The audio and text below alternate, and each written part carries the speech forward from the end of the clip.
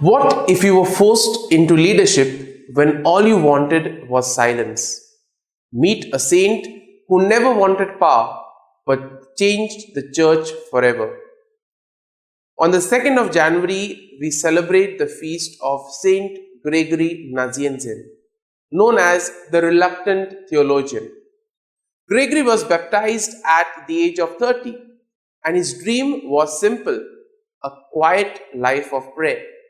So he joined his best friend Basil in a monastery. But peace didn't last. Ever had your life plan suddenly interrupted? Well, that's what happened with Gregory. His own father, who was a bishop, needed help. Gregory was ordained a priest almost by force. Now, reluctant, sensitive, uncomfortable, yet faithful. When a dangerous Arian split threatened the church, Gregory stepped in and saved unity, even correcting his own father. At the age of 41, he became a bishop and clashed with Emperor Valens, who supported heresy. Even worse, his friendship with Saint Basil grew cold. Gregory was sent to a miserable, unhealthy town, and he was blamed for not going there. We see that even saints face misunderstanding from other saints. Now, after the emperor's death, Gregory was called to Constantinople, a city lost to false teaching for 30 years.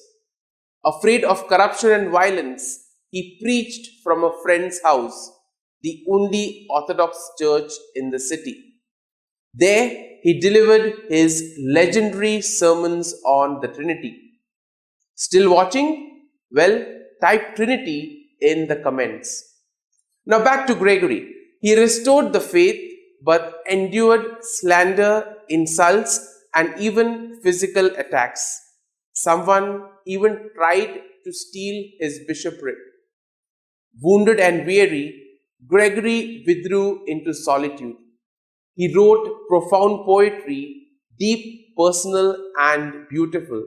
Now, the church would remember him by only one title alone: the Theologian. His feast day on the 2nd of January is shared with Saint Basil the Great.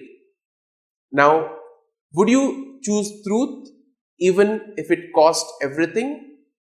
Subscribe to our channel for more saint stories that inspire the soul.